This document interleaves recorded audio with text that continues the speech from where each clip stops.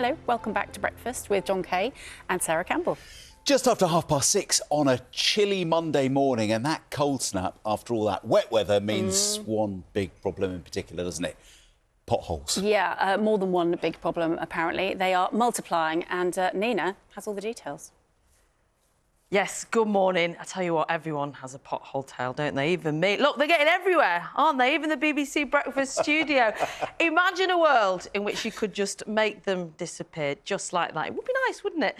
But even if the BBC magic digger were real, it wasn't, by the way, there'd be a lot of recovery work to be done. Now, sites like this will have literally stopped you in your tracks more than once. They're often caused when water enters holes, freezes and then expands, and so it can be a nightmare, particularly at this time of year. At best, they're a bit annoying. At worst, they're expensive and can be very dangerous. Now, the AA says it dealt with almost 632,000 pothole-related incidents last year alone. Now, that's their highest recorded number in 5 years. And the RAC says it attended more than 5,000 breakdowns in the final 3 months of 2023 alone. That's the highest number they've seen in that period for 6 years. The newly formed Pothole Partnership told us they estimate that damage to vehicles caused by potholes cost almost £500 million last year. Now, the government told us it's investing more than £8 billion to tackle potholes and improve road surfaces. But imagine if we could smooth the roads ahead for good. Can we dare to dream?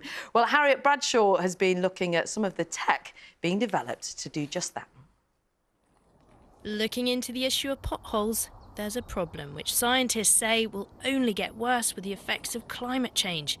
But some of the solutions to this everyday issue are coming from science.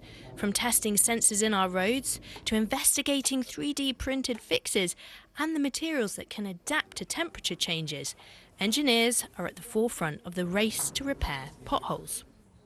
Our roads are either made out of concrete or asphalt. The majority of our roads are asphalt, although a lot of the damage in both starts with cracks. Then you get water ingress, you get freezing. If you get overnight freezing, water expands, and then when it thaws, it will shrink, it will reduce in volume, and that change in the volume will basically develop this crack into a pothole.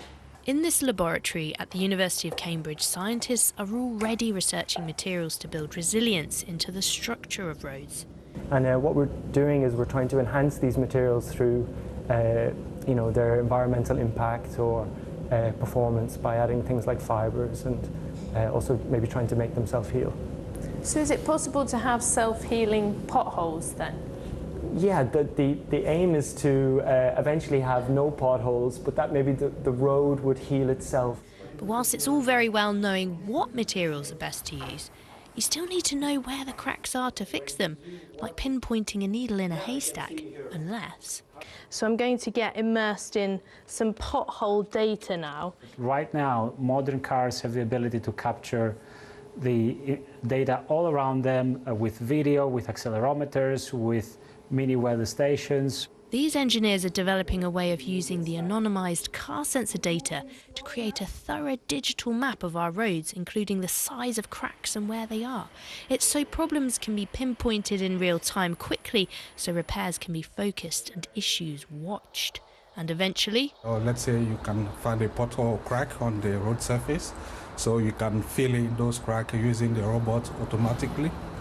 This is a £17 million project at the University of Cambridge, a third funded by industry with government investment too. But is it enough? With climate change, if we're expecting more extreme weather events, whether that's freeze-thaw cycles, more extreme wind events and rainfall events, these can have an impact on the rate at which our roads deteriorate. There is optimism, though. Do you see a future where we might not have potholes? Yeah, absolutely.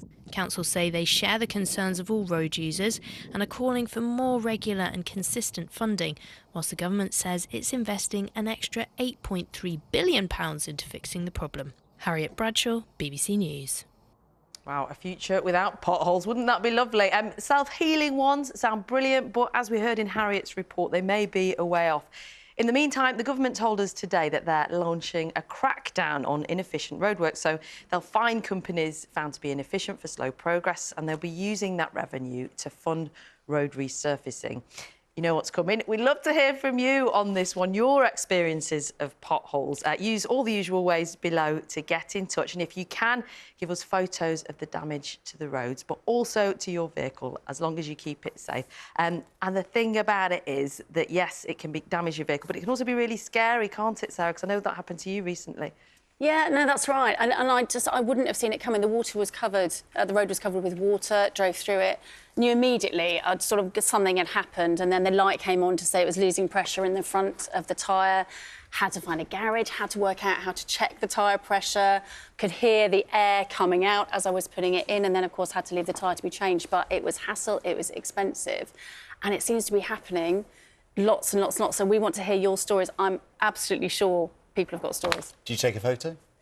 Do you know, I didn't take a photo. Oh, Sarah, you could have sent it in. Well, to be fair, you couldn't see the damage. It hadn't ripped a hole in the tyre. But so I wasn't even sure, can I keep driving? Do I have to stop here and wait for, and is it safe? And is it safe? Exactly. So many questions. It's a really big issue. Do get in touch this morning if that issue affects you.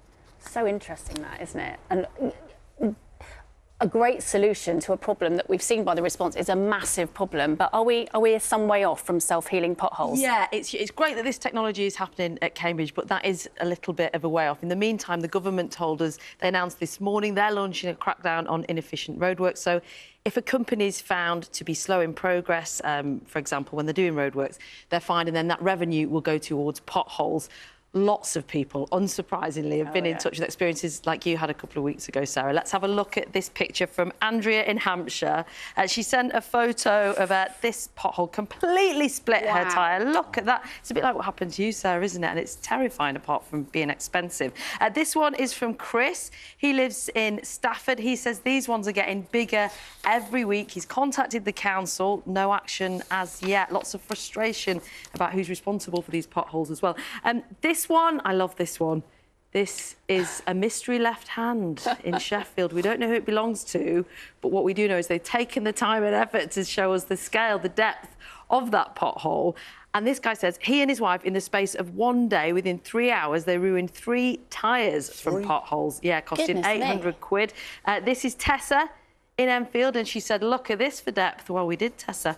And this one's from Heidi. Some people taking matters into their own hands. We don't recommend that, but you can see, can't you, how frustrating that would be if you were going over that same hole every day. Let's just fill it in ourselves, but it's pretty dangerous. And you'd think they'd be easier to avoid them because they're so massive, but sometimes you just can't, can you? No, and the advice is not to swerve away from them, because that can be equally dangerous. You can go off-road, so it's really difficult. And because of climate change, as we were hearing, there's no immediate solution. And sometimes they're covered in rainwater and puddle water, and you don't know they're there in the first place. You just get a big bang. Yes, absolutely. Neela, thank you very much indeed. Yeah, I think they're going to get a load more of those messages, aren't we? Yeah.